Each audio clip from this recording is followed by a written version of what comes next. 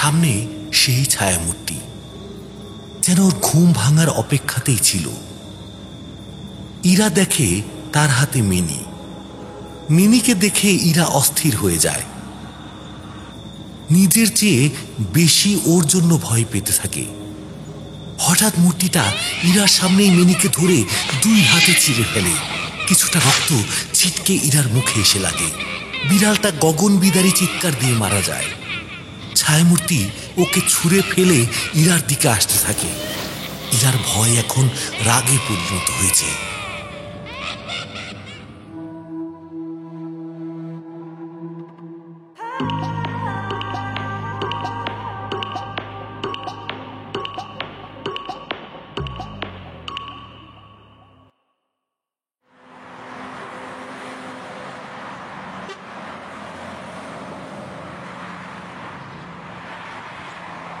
সাই সাই করে পাহাড়ি রাস্তা দিয়ে জিপটা এগিয়ে চলেছে। আকরাম সাহেব সপরিবারে তার জন্য বরাদ্দ বাংলোর দিকে যাচ্ছেন। ছোট মেয়ে ঈশা ও তার স্ত্রী ইলোরা বেগম খুব উচ্ছ্বসিত। তারা মুগ্ধ হয়ে রাস্তার দুপাশের সৌন্দর্য দেখছেন। কিন্তু মাঝখানে বসা মেজ মেয়ে ইরাকে একটু বিরক্ত ও ক্লান্ত লাগছে। রাস্তার সৌন্দর্য বা সেলফি তোলায় তার মন নেই। ওর কেবল অস্বস্তি হচ্ছে। শুধু মনে হচ্ছে ওরা এখানে এসে ভালো করছে না, ওদের আবার ঢাকায় ফিরে যাওয়া উচিত। ইরাদের জিপ যখন বাংলোর সামনে আসলো তখন সূর্য ডুব্বো ডুব্বো করছে।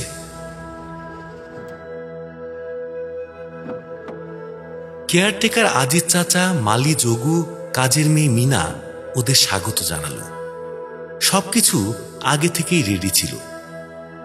ইরা গাড়ি থেকে নেমেই ওর জন্য বরাদ্দকৃত রুমে চলে গেল। ওয়াশরুমে গিয়ে হাতে মুখে পানি দিয়ে এসেই বিছানায় শটান হয়ে শুয়ে পড়ল। ওর মা বলল, কিরে এসেই শুয়ে পড়লি? খাবি না? দুপুরেও তো খেলি না তেমন কিছু। কিছু খেতে ইচ্ছে করছে না মা। তা বললে চলবে? অল্প কিছু অন্তত খা। তোর আজিজ চাচার স্ত্রী আমাদের জন্য অনেক কিছু রেঁধে দিয়ে গেছে। প্লিজ আমাকে একটু ঘুমাতে দাও, সকালে খাবো। ইলোরা আর কথা বাড়ায় না। লাইট অফ করে দরজা চাপিয়ে দিয়ে চলে যায়। ঘুমাক মেয়েটা। সারা রাস্তায়ও ওকে কেমন ক্লান্ত লাগছিল। গভীর রাতে ইরার ঘুম ভাঙে। ও প্রথমে মনে করতে পারে না কোথায় আছে। পরক্ষণেই ওর মনে পড়ে ওরা এখন বান্দরবান। ওর বাবার বদলির কারণে আজকেই এখানে এসেছে। অন্ধকারে হাতড়ে মোবাইলটা খুঁজতে লাগলো সময় দেখার জন্য, কিন্তু সেটা যে কোথায় রেখেছে মনে করতে পারছে না। হঠাৎ ও খেয়াল করলো অন্ধকারটা ওর চোখে সয়ে গেছে। রুমটা এবার ভালো মতোই দেখতে পাচ্ছে। পুরনো ফার্নিচার, ধুলো ময়লায় ভরা একটা ঘর, কেমন গুমোট দম বন্ধ করা পরিবেশ। অথচ ওর ভালো করেই মনে আছে শোয়ার সময়ও রুমটা পরিষ্কার পরিচ্ছন্ন ও আধুনিক আসবাবপত্র দিয়ে সাজানো ছিল। এসব ভাবতে ভাবতে ইরা যখন দিশেহারা, তখনই ক্যাক ক্যাক শব্দে বহু পুরনো 2 পাল্লার দরজাটা খুলে গেল। সাথে দমকা বাতাস, কেমন পচা একটা গন্ধ। ইরার এবার ভয় পাওয়া শুরু হলো। আতঙ্কে ঈশা ও মা বাবাকে ডাকছে।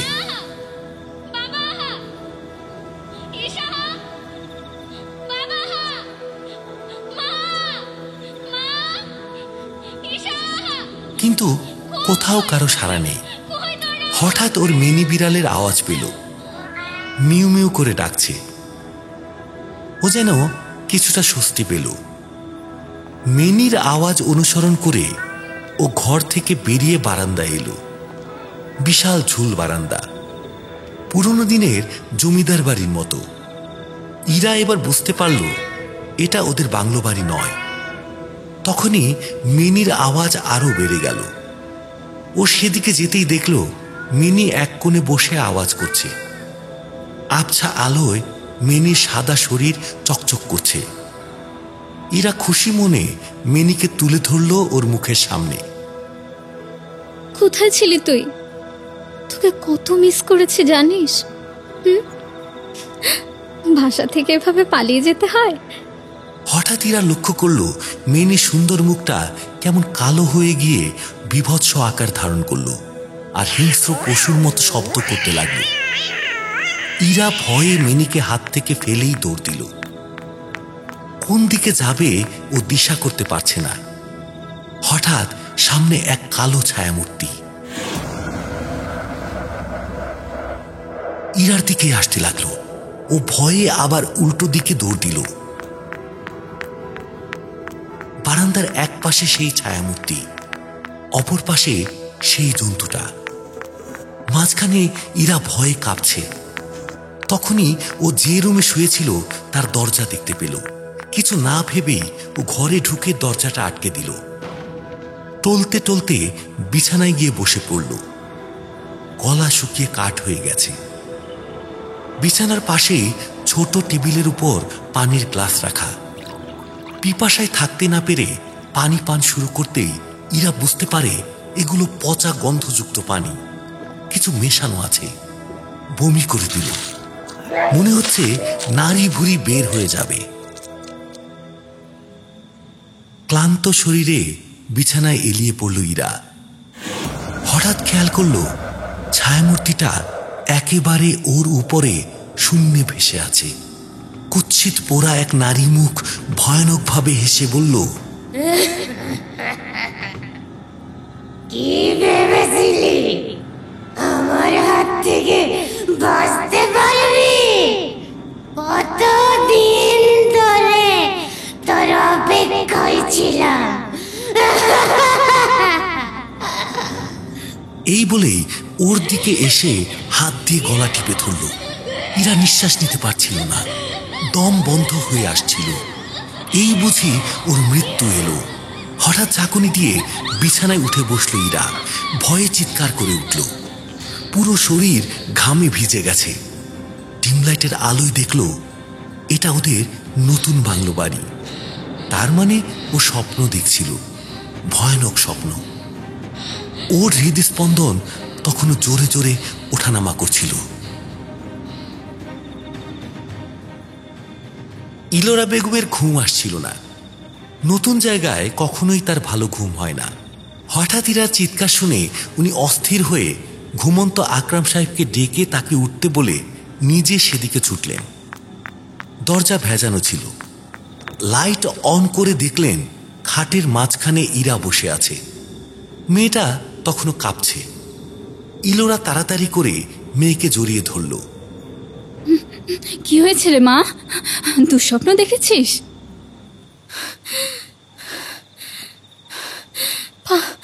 পানি খাবো, পানি খাবো। ইলোরা পানি এগিয়ে দিল। ঠকঠক করে পানিটা খেয়ে নেয় ইরা। ততক্ষণে আকরাম সাহেব ও ইলা উঠে এসেছে। ইরার এ অবস্থায় তারাও অবাক। ইরা স্বপ্নের কথা সবাইকে বলল। ইরার বাবা সব শুনে বলে, এসব তোমার অবচেতন মনের কল্পনা, ভয় পেও না, রেস্ট নাও, ঠিক হয়ে যাবে। মেয়েটা অনেক ভয় পেয়েছে। তোমরা শুয়ে পড়ো গিয়ে, আমি বাকি রাতটা ওর সাথেই থাকবো।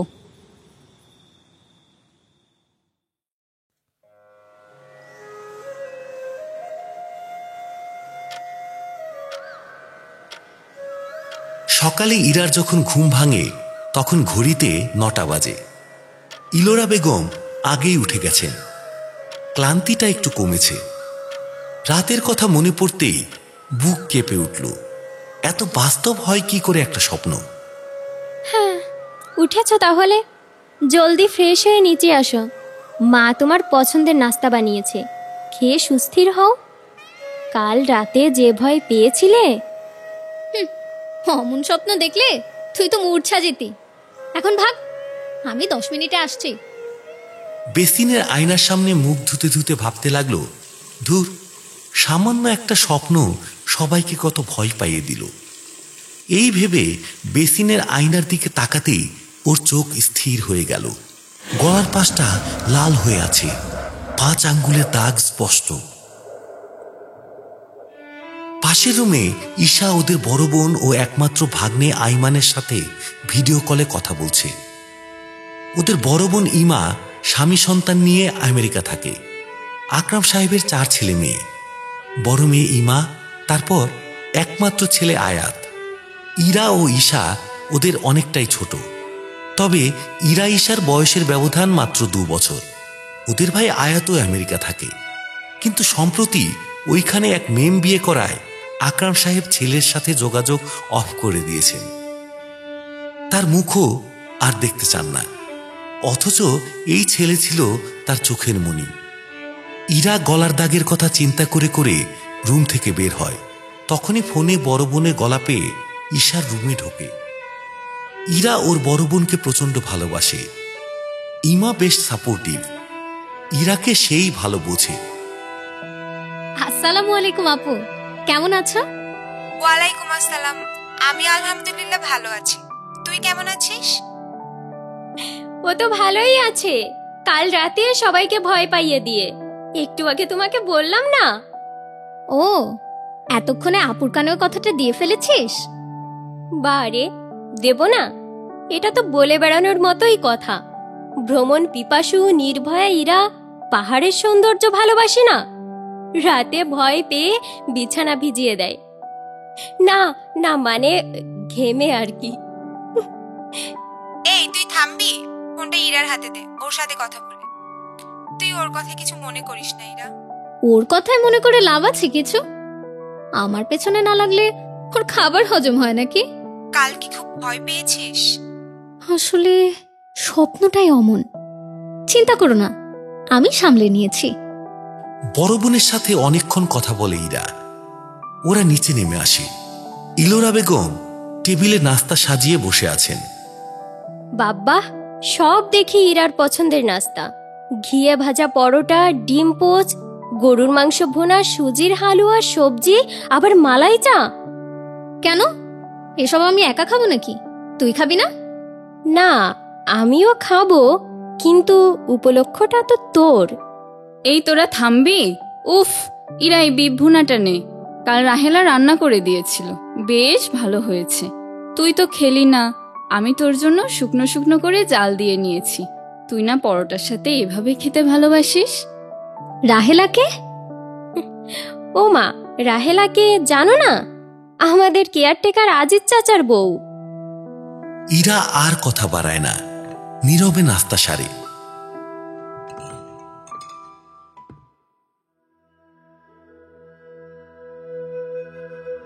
বাড়িটা ঘুরে ঘুরে দেখছিল ইরা।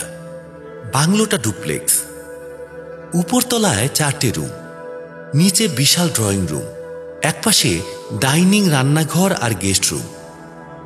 বলা যায় আলিশান এক বাড়ি। তবে ইরার বাড়ির সামনের বাগানের একপাশে চেয়ার টেবিল পাতা বসার জায়গাটা বেশ পছন্দ হয়েছে। ইরা বসে বসে একটা টুকটুকে লাল গোলাপ নিয়ে নাড়াচাড়া করছিল। হঠাৎ মিনির আওয়াজে ইরা চমকে যায়। উৎস সন্ধান করতে করতে এগিয়ে যায় সামনে। যত এগোয় ততই আওয়াজ দূরে সরে যায়। কখন যে ইরা গেট খুলে বাইরে বেরিয়ে বাড়ি থেকে অনেকটা দূরে এসেছে টেরই পায়নি। ইরা যখন একটা খাদের কিনারায় এসে দাঁড়িয়েছে, তখন মেনির শব্দটা অনেক জোরালো হলো। মনে হচ্ছে আরেকটু এগুলেই ওকে দেখতে পাবে, অথচ কয়েক কদম দূরেই খাদ। ইরার যে জ্ঞান নেই, ও ঘোরের মধ্যে চলে গেছে। এই অবস্থায় এগিয়ে যেই না শেষ পাটা ফেলবে, অমনি মাঝবয়সী এক নারী ওকে জাপটে ধরে টেনে নিয়ে আসে। কই যাইতে নিছিলা গো মা? আর একটু হইলেই তো নিচে পইরা যাইতা, যে গভীর খাদ। ইরা ভ্যাবাচেকা খেয়ে রাহেলার দিকে তাকিয়ে থাকে। ও নিজের চোখকে বিশ্বাস করতে পারছে না। কি করে এখানে এলো? মিনিটাই বা কই গেল? কিছুই বুঝতে পারছে না। ইরার অবস্থা দেখে রাহেলার মায়া হয়। পানি খাবা? ভালো লাগবে, ঝর্ণার ঠান্ডা পানি। আমার এই পানি ছাড়া চলে না, এজন্য প্রতিদিন এই সময়ই আনতে যাই। আজকেও গেছিলাম, তাই তো ফেরার পথে তোমায় দেখতে পাইলাম। রাহেলা কলসি থেকে পানি ঢেলে দেয়। ইরা হাত দিয়ে পানি নেয়। আজলা ভরে পানি খেয়ে ইরা স্বস্তি ফিরে আসে। পানিটা সত্যিই প্রাণ চুরানোর মতোই। আসলে আমি আমার বিড়ালের ডাকে এদিকে চলে এসেছি। ওর ডাকটা এদিকে এসেই থেমে গেল। এইখানে বিলাই পাইবা কই থেইকা? এত বছর আছি, কখনো বিলাই দেখলাম না। আসলে মিনি আমার পালিত বিড়াল। ও তাই কও, ঢাকা থেকে নিয়ে আসছো বুঝি? পাহাড়ি রাস্তাঘাট দেখতে যেমন সুন্দর তেমনই ভয়ঙ্কর, খাদে পড়লেই সর্বনাশ। না না, আসলে আমরা এখানে আসার কিছুদিন আগে ও হারিয়ে গেছে। ওর আওয়াজ শুনে ভাবলাম হয়তো আমাকে খুঁজতে খুঁজতে এখানে চলে এসেছে। অবুঝ মাইয়া, এত দূর পথ পাড়ি দিয়া বিলাই আইব, তাও অচেনা জায়গায়। আচ্ছা চলো, তোমারে বাড়ি পৌঁছাই দিয়ে আসি। আপনি আমার বাড়ি চেনেন? আর আর আপনি কে? দেখো, শোনো মেয়ের কথা, আমি তোমার রাহেলা খালা। তোমাগো বাড়ির একদম লগেই আমার গরিবের ঘর। তোমার চাচাই তো তোমাগো বাংলোর সব দেখাশুনো করে। ও হ্যাঁ, চিনতে পেরেছি। ওরা বাংলোর সামনে চলে আসে। ইরা বুঝতে পারল খাটটা ওর বাড়ি থেকে 15 মিনিটের দূরত্বে। রাহেলা ওকে গেট পর্যন্ত দিয়ে নিজের বাসায় ঢোকে। ইরা দেখে সত্যিই বাংলোর দেয়ালের এক পাশ ঘেঁষে কেয়ারটেকার চাচার বাড়ি। ইরা বাসায় ঢোকার সময় গোলাপটার কথা মনে হয়, তাই টেবিলের কাছে যায়। ফুলটা এখনো সেখানে পড়ে আছে, কিন্তু রংটা কুচকুচে কালো। ফুল হাতে নিয়ে স্তব্ধ হয়ে দাঁড়িয়ে ইরা। তখনই মায়ের ডাক। ইরা, ইরা, কিরে কই ছিলি এতক্ষণ? ঈশা এসে খুঁজে গেল, পেল না। লাঞ্চের টাইম হয়ে গেছে, খেয়াল আছে? জলদি আয়, খাবার বাড়ছি। তার মানে গত 2-3 ঘন্টা ইরা একটা ভ্রমের মধ্যে ছিল। ও গোসল ছেড়ে যখন বাগানে এসেছিল তখন 12টা ছুঁই ছুঁই। শীত আসবো আসবো করছে। বাইরে বসতে ওর ভালো লাগছিল। টেবিলে উপচে পড়ছে খাবার, দেশি মুরগির ঝোল, পাহাড়ি ঝিরি থেকে ধরা চিংড়ি ভুনা, লেকের পাঙ্গাস, ছোট মাছের চচ্চড়ি, জুমের সবজি দিয়ে 5 মিশালি মাছ, শুটকি ভুনা, বেগুন ভাজা, ডাল। ফ্রেশ সবজি, মাছ, মাংস পেয়ে ইলোরা আজ দিশেহারা হয়ে গেছে, কোনটা রেখে কোনটা রাখবে। এত খাবার কে খাবে? কেন, তোরা খাবি? এতদিন তো সব ফ্রোজেন আর বাসি জিনিস খেয়েছিস, এখন থেকে সব অর্গানিক খাবি। কিরে, তুই কিছু নিচ্ছিস না? খাবার নিয়ে নাড়াচাড়া করছিস কেন? তোমার সাথে আমার দরকারি কথা আছে মা। এরপর খাবার শেষ করে যে যার রুমে চলে যায়। বিকেলে ইরা মায়ের রুমে বসে আছে। ওর সামনে বসে ইলোরা বেগম আর ঈশা। আকরাম সাহেব এখন অফিসে। গলার দাগ থেকে শুরু করে দুপুরের সব ঘটনা ও খুলে বলল। ইলোরা বেগম সব শুনে চিন্তায় পড়লেও ঈশা সব হেসেই উড়িয়ে দিল। এসব তোমার অবচেতন মনের চিন্তা। মিনি হারিয়ে গেল, তারপর আবার সব ফেলে এখানে চলে আসতে হয়েছে, তাই তুমি ঘেটে আছো। ঈশা এক নাগারে কথা বলে গেলেও ইলোরা বেগম সহসা উত্তর দিতে পারলেন না। তিনি বিশ্বাস অবিশ্বাসের মাঝখানে পড়ে রইলেন। ইরাকে একটু রেস্ট নিতে বলে আসরের নামাজ পড়তে চলে গেলেন। বিছানায় শুয়ে আছে ইরা। ইলোরা ওর সাথে ঘুমাতে চেয়েছিল, কিন্তু ইরা মানা করে দিয়েছে। এটা যদি ওর অবচেতন মনের চিন্তাই হয়, তবে ওর ভয় ওকেই দূর করতে হবে। সে রাতে ভালো ঘুম হলো ইরার। দিনের বেলায়ও সব স্বাভাবিক, সব ঠিক দেখে ইলোরাও হাঁপ ছেড়ে বাঁচল। দুদিন নির্বিঘ্নে কাটল, কোনো ঝামেলা নেই। ওরা বিকেলে রাহেলা আর মিনার সাথে আশেপাশের সবখানে ঘোরাঘুরি করল। ভালোই চলছিল সব। এর ঠিক 2 দিন পর রাতে এরা ঘুমিয়েছিল। আবারও সেই নারী মূর্তির আগমন। ইরা সেই পুরনো বাড়িতে। ছায়ামূর্তিটা ওর দিকেই তেড়ে আসছে। ইরা ভয়ে অস্থির। দৌড় দিয়ে পালানোর সময় দেখে মিনি একটা চেয়ারের উপর গুটিসুটি মেরে বসে আছে। ইরা মিনিকে ডাক দেয়, বলে, এখানে বসে আছিস তুই? ওই ভূতটা তোকেও মেরে ফেলবে, চল চল আমার সাথে। এই বলে যেই না মিনির দিকে হাত বাড়িয়েছে, অমনি বিড়ালটা আগের মতো হিংস্র হয়ে ওর হাতে আঁচড় দিয়ে বসেছে। তখনই পেছন থেকে সেই ভয়ানক মূর্তির হাসির শব্দ।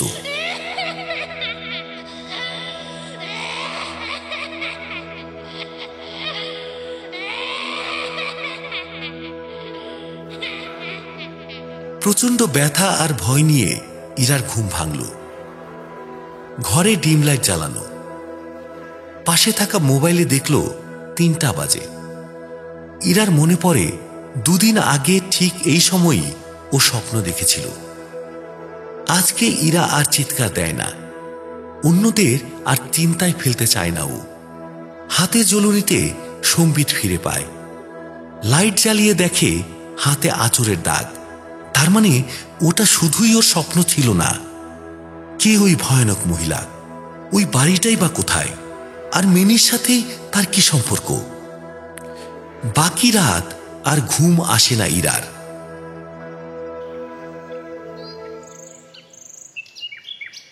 সকালে কাউকে এসব আর বলে না সে। একটা ফুল স্লিভ জামা পরে যাতে আঁচড়ের দাগ দেখা না যায়। ওর সমস্যা, ওকেই এর সমাধান খুঁজতে হবে। ইরা ভেবে অবাক হয়, ওর আর আগের মতো ভয় করছে না, বরং কৌতূহল বেড়েছে। সব জানতে হবে ওকে। নাস্তা সেরে বের হয় ইরা রাহেলা খালার কাছে। উনি অনেক বছর হয় এখানে থাকেন। ওদের বাসা থেকে রাহেলা খালার বাড়ি যেতে 1 মিনিটেরও কম সময় লাগে। বাঁশের বেড়ার গেট ঠেলে ভেতরে যায়।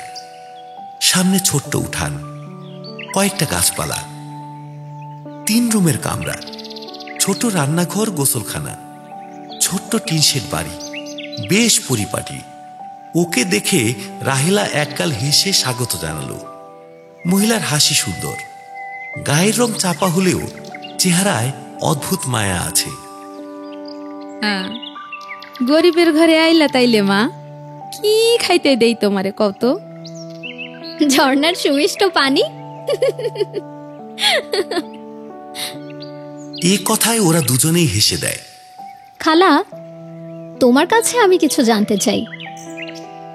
এখানে কি কোনো পোড়ো বাড়ি আছে? আছে তো, হুমা সাগো বাড়ি। সেটা তো বেশ পুরানো। তোমাগো বাংলোর পেছন দিক দিয়া, বেশি সময়ের পথ না, জংলায় ভরা। কেউ থাকে না? কেডা থাকবো? ওরা তো কেউ বাইসা নাই। মায়াডা মইরা গেল, আর সেই শোকে বুড়া বুড়িও বেশি দিন টিকে নাই। একটা পোলা আসিল, সেও কই থাকে কেউ জানে না। তুমি এই কথা জিগাইতে আইছো আমার কাছে? এইগুলি তো সবাই জানে। মিনারে জিগাইলেই তো পারতা। মিনা জানে? ওই আমার চেয়ে ভালো জানে। ওই এদেশের স্থানীয়। আমি তো মাঝখানে কয়েক বছর কুমিল্লা আসিলাম। আমার শাশুড়ি অসুস্থ ছিল, তাই তখনই ঘটনাটা ঘটে। মিনা তখন 8-10 বছরের, ভালোই বোঝে। আমি আবার এইখানে আইসা সব শুনছি। মিনার বাড়ি কি ওইদিকেই? তা তো জানি না। আসলে আমি যখন কুমিল্লা যাই তখন ওরে চিনতাম না। ফিরে এসে দেখছি হুমাশার ঘটনা নাকি ওই নিজের চোখে দেখছে। তখন থেকেই ভয় পাইতো। মায়াটা আসলে অনাথ, কেউই নেই। মালি ওর বাসায় আশ্রয় দিছিল, কিন্তু মালির বউ ওরে ভালো পাইতো না। তখন আমি ওরে আমার কাছেই রাখতাম দিনের বেশিরভাগ সময়। রাইতে খালি মালির বাড়ি থাকতো। মিনার কথায় ইরার মন গলে গেল। মেয়েটা ভালোই, মায়ের হাতে হাতে সব কাজ করে। বয়সে ওদের 10-12 বছরের বড় হলেও ওদের 2 বোনকে খুব মান্য করে। প্রথমবার স্বপ্নের পর ওকে বেশ সাপোর্ট দিয়েছিল ভালো ভালো কথা বলে। তবে আজ পুরনো বাড়ি আছে কিনা এই প্রশ্নে না করলো কেন কে জানে। এই সময় ঈশা বেড়া ঠেলে বাড়িতে এলো। ইরা বারান্দায় বসে গল্প করছিল। ঈশা ওকে তাড়া দিয়ে বলল জলদি বাড়ি যেতে। মিনা ওদের লেকের পানিতে নৌকায় চড়বে। তড়িঘড়ি করে ইরাকে বেরোতেই হলো, কিন্তু আসল কথা জানাই হলো না। কি এমন ঘটনা যার জন্য একটা পরিবার শেষ হয়ে গেল সারাদিনের ক্লান্তি শেষে ইরার চোখে ঘুম আসলো। মিনা আজ নিজে নৌকা চালিয়ে লেকে ঘুরিয়েছে, বিকেলে পাহাড়ের চূড়ায় নিয়ে গেছে। মেয়েটা বড় ভালো। কতক্ষণ ঘুমিয়েছে ইরার মনে নেই। যখন ঘুম ভাঙল তখন ও সেই বাড়িতে বারান্দায় চেয়ারে বসা। মনে হচ্ছিল চেয়ারেই ও ঘুমিয়েছে এতক্ষণ। সামনে সেই ছায়ামূর্তি যেন ওর ঘুম ভাঙার অপেক্ষাতেই ছিল। ইরা দেখে তার হাতে মিনি। মিনিকে দেখে ইরা অস্থির হয়ে যায়। নিজের চেয়ে বেশি ওর জন্য ভয় পেতে থাকে। হঠাৎ মূর্তিটা ইরার সামনেই মিনিকে ধরে 2 হাতে চিরে ফেলে। কিছুটা রক্ত ছিটকে ইরার মুখে এসে লাগে। বিড়ালটা গগন বিদারী চিৎকার দিয়ে মারা যায়। ছায়ামূর্তি ওকে ছুঁড়ে ফেলে ইরার দিকে আসতে থাকে। ইরার ভয় এখন রাগে পরিণত হয়েছে। চিৎকার করে কাঁদতে কাঁদতে বলে, কে তুমি? কি চাও? আমার পেছনে কেন পড়েছো? মারতে চাইলে মেনের মতো একবারে মেরে ফেলো। বারবার ভয় দেখিয়ে কষ্ট দিচ্ছ কেন? কেন?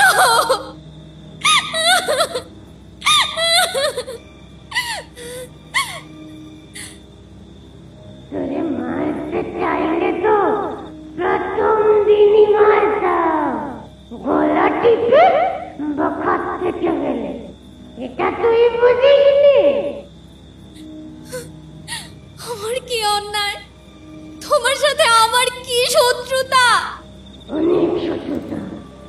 আমি বদলা চাই, অন্যায়ের বিচার চাই।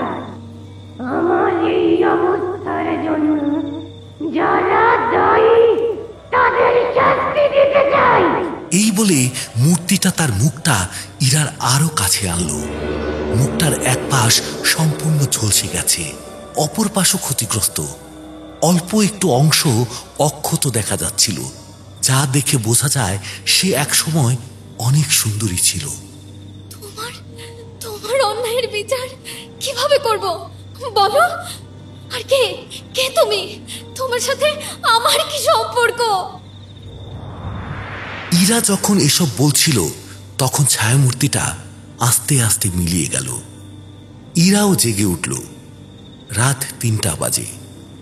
সে ওয়াশরুমে গিয়ে আয়নার দিকে তাকালো। গালের পাশে এখনো কয়েক ফোঁটা রক্ত। ও অবাক বা ভয় কোনোটাই হলো না। জানে এটা স্বপ্ন নয়। তবে আজ ইরা আরেকটা বিষয় বুঝল। ছায়ামূর্তিটা শুধু ওর স্বপ্নেই আসে না, দিনেও নজর রাখে। খাদের কিনারায় সেই ওকে সম্মোহিত করে নিয়ে গেছিল। সে ওকে মারতে চায় না, ওকে দিয়ে কিছু করাতে চায়। কি চায় সে? বদলা? কিসের বদলা? কার উপর বদলা?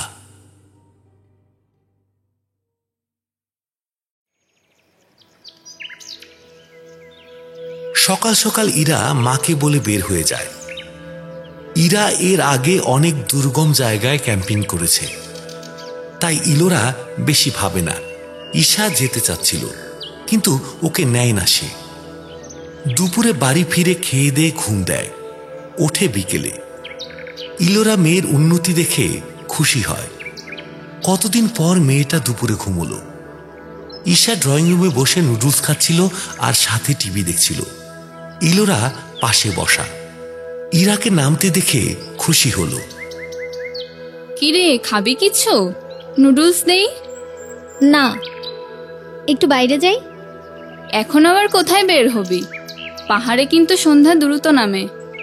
আমাকেও নিয়ে চলো, বাগানে যাচ্ছি। যাবি সাথে? ইরার কথায় ঈশা চুপসে যায়, মুখ গোমরা করে ফেলে। তুমিই যাও। তাই তো বলি, এত সহজে রাজি হয়ে গেলে। বাড়ির বাইরে গেলে তো জীবনেও রাজি হতে না। 2 বোনের খুনসুটিতে ইলোরা খুশি হয়। বাচ্চাগুলোকে আগের মতো প্রাণবন্ত লাগছে। ইরা দরজার দিকে এগোয়। হঠাৎ ঘুরে দাঁড়িয়ে মায়ের দিকে তাকিয়ে বলে, আচ্ছা, মিনি যে মারা গেছে তা আমায় বলনি কেন? বললেই তো পারতে। বলে আর দাঁড়ায় না, বাগানে চলে যায়। হঠাৎ ইরার এমন কথায় ইলোরা ও ঈশা দুজনেই চমকে যায়, একে অন্যের মুখ চাওয়াচাওয়ি করে। আসলে মিনি ছিল ইরার প্রিয় বিড়াল। সবাই মিনিকে ভালোবাসলেও ওর ভালোবাসা ছিল আলাদা। ঘুরতে গেলেও বেড়ালটাকে সাথে নিত, একসাথে খেত, এক বিছানায় ঘুমতো। ঈশা বলতো সে নয়, মিনি ইরার আসল ছোট বোন। সেই মিনি বান্দরবান আসার 2 দিন আগে মারা গেল। আসলে যখন থেকে ওদের শিফটিংয়ের তোড়জোড় চলছিল, তখন থেকে বিড়ালটা অস্থির হয়েছিল, সব কাজে বাগড়া দিত। মনে হচ্ছিল ও এখানে আসতে চায় না। সেদিন দুপুরবেলা ইরা কলেজে, তখন কাজের বুয়াটা দরজা খুলে রেখেই বাইরে যায়। এ ফাঁকে মিনিও বেরিয়ে যায়, আর রাস্তায় একটা গাড়ির সাথে দুর্ঘটনায় মিনি মারা যায়। ইরা সহ্য করতে পারবে না ভেবে ওকে জানানো হয়নি। তার উপর আশার তাড়া ছিল, ভেবেছিল আস্তে ধীরে জানাবে, তাই হারিয়ে গেছে বলেছিল। বাগানের এক কোণে মিনা বসেছিল। বিকেলের পরন্ত আলোয় ওর চেহারা চকচক করছিল। মেয়েটাকে দেখে ওর মিনির কথা মনে পড়ে। ইরা পাশে গিয়ে দাঁড়িয়েছে বুঝতে পেরে ও চমকে যায়। ইরা মৃদু হেসে ওর পাশে বসে। উমাশা, তোমার কি হয় মিনা?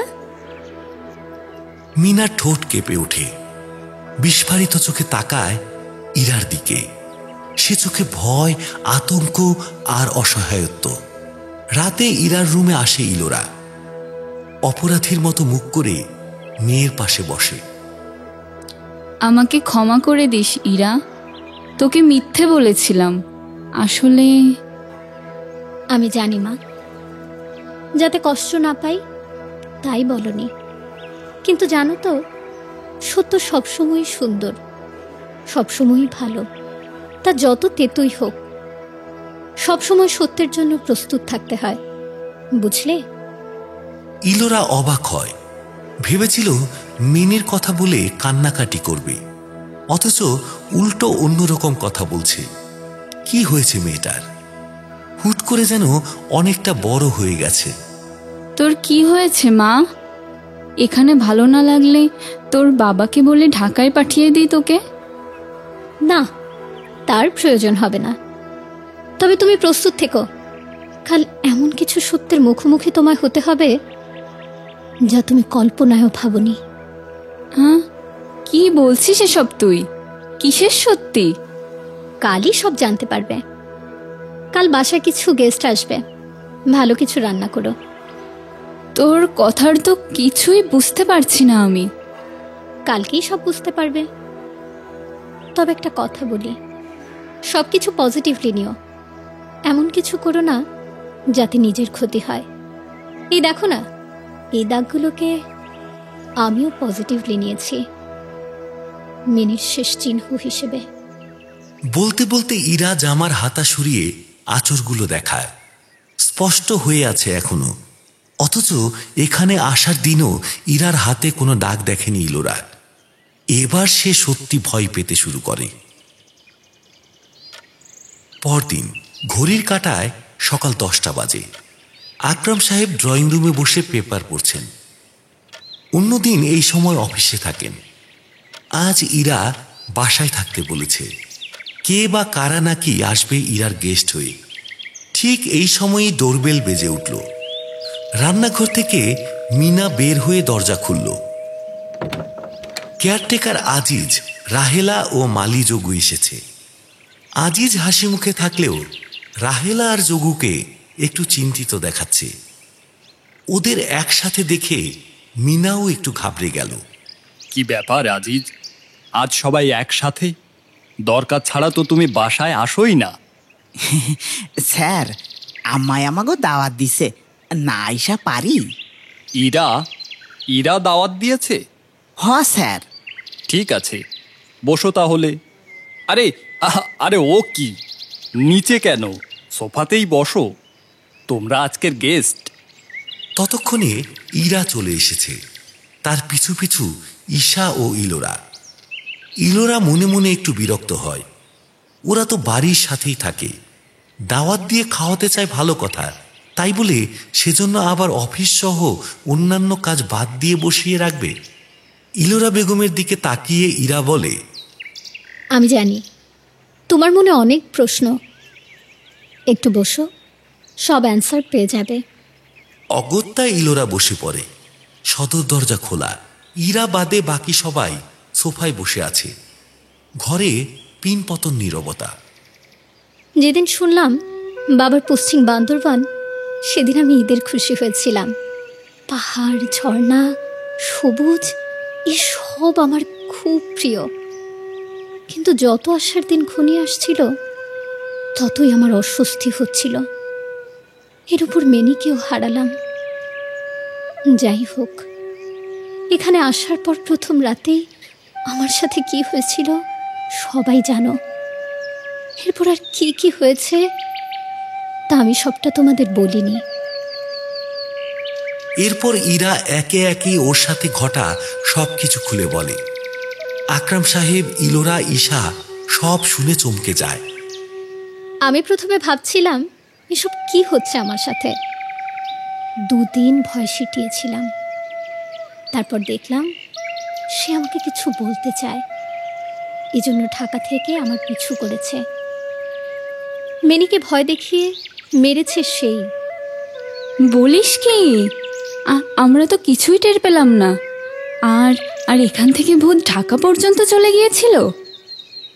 সে এক বাড়িতেই আটকে আছে, তার একা যাওয়ার ক্ষমতা ছিল না, তাকে সাহায্য করেছে কেউ। বলিস কি?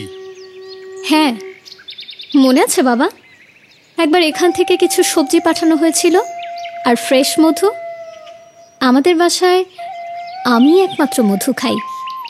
ওই মধুর সাথে কিছু মিশিয়ে দেওয়া হয়েছিল যাতে আমি সহজেই আক্রান্ত হতে পারি। আকরাম সাহেব ভেবে দেখলেন, ট্রান্সফার হওয়ার খবর পাওয়ার কদিন পর বাসায় এখান থেকে কিছু পাহাড়ি সবজি পাঠানো হয়েছিল, কিন্তু সেগুলো তো আজিজ পাঠিয়েছিল। আজিজ? তার মানে তুই এ কাজ করেছিস? বিশ্বাস করেন স্যার, আপাই কি কইতাছে আমি কিছুই জানি না। উনি সত্যিই কিছু জানেন না বাবা। জানি সে যে মধু এনেছিল। মধু তো আনছে মিনায়। ও কইছিল, চাচা খালি সবজি দিবা, পাহাড়ের খাঁটি মধু আছে তাও দেও, এইসব কইয়া ওই মধু আইনা দিছিল। এসব কি শুনছি মিনা? তোর সাথে তো আমাদের কোনো শত্রুতা নেই। দুধ কলা দিয়া কাল সাপ পুষছি স্যার, কখন আমাগই সবল মারছে। এই হারামজাদিরে ঘেটি ধইরা বাইর করেন। এই মিনা, এই দিকে আয়। মিনা নয় রাহেলা খালা, ওর নাম হেনা। ঘরের সবাই চুপ, শুধু যোগু ছাড়া সবাই অবাক। এই যোগুই ওরে আনছিল আমাগো কাছে।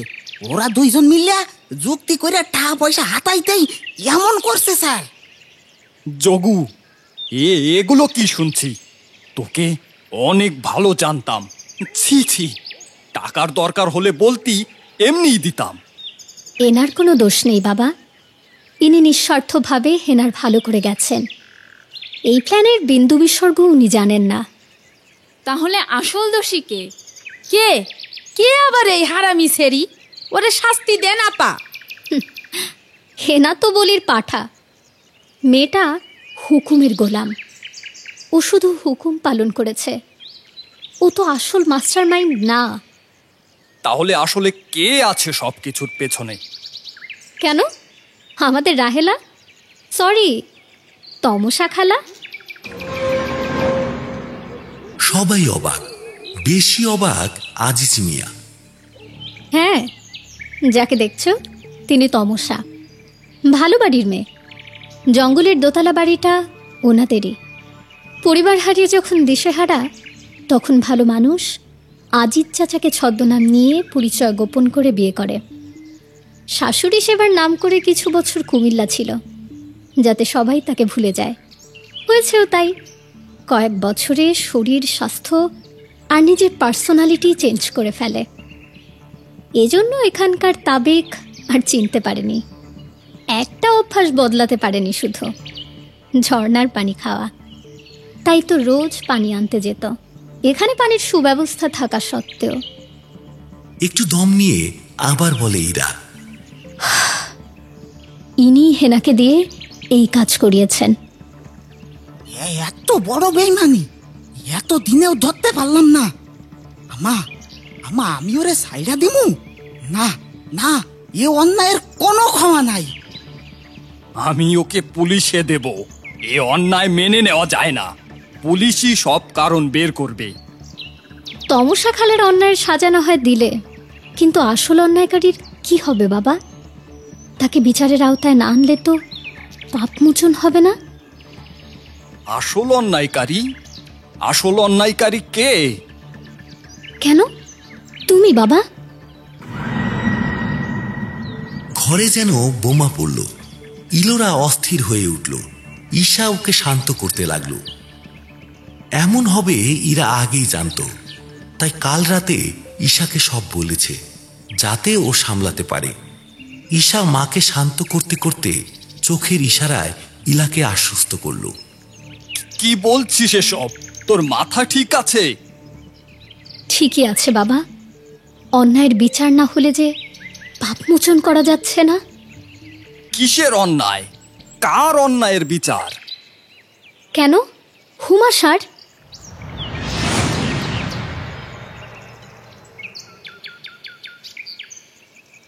সব চুপচাপ। ঘরের মধ্যে এতগুলো মানুষ, কারো মুখে রা শব্দটি নেই। আকরাম সাহেব উত্তেজিত হয়ে দাঁড়িয়ে পড়েছিলেন। হুমাশার নাম শুনে ধপ করে সোফায় এলিয়ে পড়েছেন। তুই হুমাশার কথা জানলি কি করে? আমি সব জানি।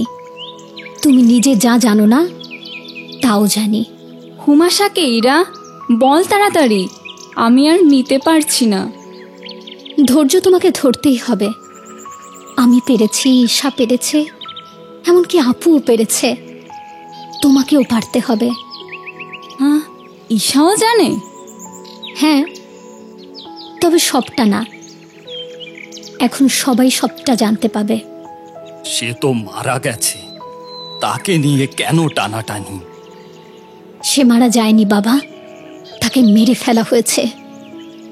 কি? আমি জানতাম না। সত্যি সে জানত না। তার জানা ছিল হুমাশা কিডনি জটিলতায় মারা গেছে। হুমাশা কে আকরাম? কোন সত্যি তুমি আমার থেকে লুকিয়েছো? আকরাম সাহেব আর কিছুই বলতে পারে না। সব জানবে, শুধু শুধু শান্ত হও মা। আমি পারলে এই সত্য কখনোই তোমাকে জানাতাম না, কিন্তু আমি অপারগ, তার কাছে প্রতিজ্ঞাবদ্ধ। তমসা খালা তো অনেক কিছুই জানেন। আপনিই তো হুমাশার বোন। হ্যাঁ হ্যাঁ, প্রতিশোধের জন্য আমি রাহেলা হয়েছি। এই লোকের জন্য আমার পুরো পরিবার শেষ হয়ে গেছে। আমি হয়েছি কেয়ারটেকারের বউ। রাহেলা ওরফে তমসা একটু দম নেয়, তারপর বলে, আমরা ছিলাম দুই বোন। আপু অনেক সুন্দরী ও ফর্সা, তাই তার নাম ছিল হুমাশা। আর আমি কালো বলে বাবা নাম রেখেছিল তমসা। গায়ের রঙেই শুধু পার্থক্য, নইলে দুই বোন সমান ভালোবাসা পেয়েছি। এলাকায় আমরাই অবস্থা সম্পন্ন ছিলাম, সব ভালোই চলছিল। তখনই এই আকরাম সাহেব ফরেস্ট অফিসার হয়ে এখানে আসে কয়েক মাসের জন্য। আমার বোনের সাথে পরিচিত হয়, সেখান থেকে পরিণয়। লুকিয়ে ওরা বিয়েও করে ফেলে, কিন্তু তার স্বীকৃতি ছিল না, যেহেতু রেজিস্ট্রি হয়নি। কয়েক মাস পর উনি আবার ঢাকা চলে যান। আমরা কিছুই জানতাম না। যখন আপু গর্ভবতী হয়ে পড়ল, তখন জানতে পারলাম বাবা পড়ল অথই জলে। কারণ ঢাকায় উনি কোথায় থাকেন, কি পরিচয়, কিছুই জানতো না আপু। আপু বাচ্চাটাও নষ্ট করতে চাচ্ছিল না, বারবার বলতো ও আমাকে কথা দিয়েছে, ফিরে আসবেই। এভাবেই দিন যায়। আপাকে সমাজের চোখে অসুস্থ দেখানো হয়, বলা হয় কিডনি নষ্ট হয়ে গেছে। দোতলার একটা ঘরে বন্দি জীবন কাটাতে লাগলো আপু। এরপর আপুর বেবি হলো। সব কিছুই অতি গোপনে। মা, বাবা, আমি এই তিনজন ছাড়া কাকপক্ষীও জানতো না। আমাদের ভাই নেই বলে আত্মীয়দের সম্পত্তির দিকে নজর ছিল, এই জন্য আরও সতর্ক থাকতে হতো। এভাবে দিন যায়, মাস যায়, তার কোনো খবর নেই। কয়েক বছর পর দুদিনের জন্য উনি আসেন। আপু খবর পেয়ে ছুটে যান, কিন্তু ফিরে আসেন পাগলের মতো কান্না করে করে। তাকে থামানো যাচ্ছিল না। শুধু এইটুকুই বুঝতে পেরেছিলাম উনি বিয়ে করে ঢাকায় সংসার গুছিয়ে নিয়েছেন। এতদিন চুপ থাকা আপুকে আর সামলানো যাচ্ছিল না, চিৎকার করে কান্না করছিল। আর লুকানো গেল না তার বিয়ের কথা। সেটার সামাজিক কোনো স্বীকৃতি নেই। প্রেগনেন্সির কথাও সব জেনে গেল ওই আত্মীয়রা। এতদিন যে সুযোগ খুঁজছিল তা পেয়ে গেল। আপুকে বাজে মেয়ের তকমা দিয়ে হামলা করলো ওরা। সুন্দর মুখটা পুড়িয়ে দিল, সেই সাথে পুড়ে গেল আমার বোন। আমাকে মা লুকিয়ে বের করে দিল। আমি পালিয়ে আসলাম। লজ্জা আর দুঃখ সইতে না পেরে আমার মা, বুড়ো বাবাও মরল। সব শেষ হয়ে গেল, সব শেষ হয়ে গেল। এই বলে তমসা কান্না শুরু করলো। ইলোরারও চোখ ভিজে উঠেছে।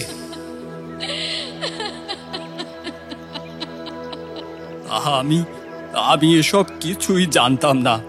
উমাশা সেদিন এসেছিল, ও কিছু বলার আগেই আমি ওকে ইলোরা, ইমা, আয়া, তিরার কথা বলেছিলাম। কারণ ততদিনে ওদের জন্ম হয়ে গেছে।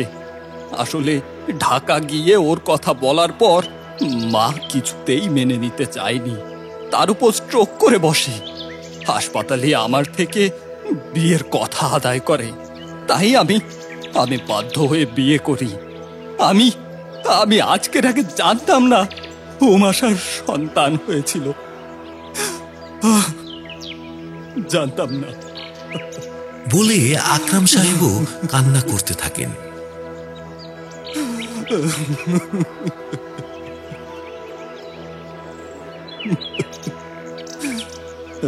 তুই তুই পাপ মোচনের কথা বলছিলি না ইরা? আমার এই পাপের ক্ষমা নেই, ক্ষমা নেই, ক্ষমা নেই। আছে বাবা, একটা উপায় আছে। যদি তোমার পাপমোচন হয় তবে এই গোলাপ তার প্রমাণ দেবে। বলেই ইরা টেবিলের উপর থাকা গ্লাসে রাখা সেই কালো গোলাপটি দেখায়। ফুলটি এখন সতেজ আছে। আমি গতকাল এক স্থানীয় লামার কাছে গিয়েছিলাম। উনি অনেক কিছু জানেন। উনি হুমাশার আত্মার সাথে যোগাযোগ করে উপায় জেনে নিয়েছেন। কি সেই উপায় বল আমায়। হেনাকে স্বীকৃতি দেওয়া। হেনাকে? হ্যাঁ বাবা, হেনাই তোমার প্রথম সন্তান। সেদিন তমসা আন্টি হেনাকে নিয়েই পালায়, কিন্তু কাউকে পরিচয় দিতে পারে না। এরপর যোগু চাচার কাছে পাঠায়। যেহেতু উনি দয়ালু, এরপর বাকি ঘটনা তো সবাই জানো। আকরাম সাহেব হেনার দিকে তাকায়। মেয়েটা ভয়ে জড়সড় হয়ে আছে। হ্যাঁ, ও আমার মেয়ে। আমার ভুল ছিল। উমাশা, হেনা নির্দোষ। এরা নির্দোষ। আয় মা, আমার বুকে আয়, আমার বুকে আয়।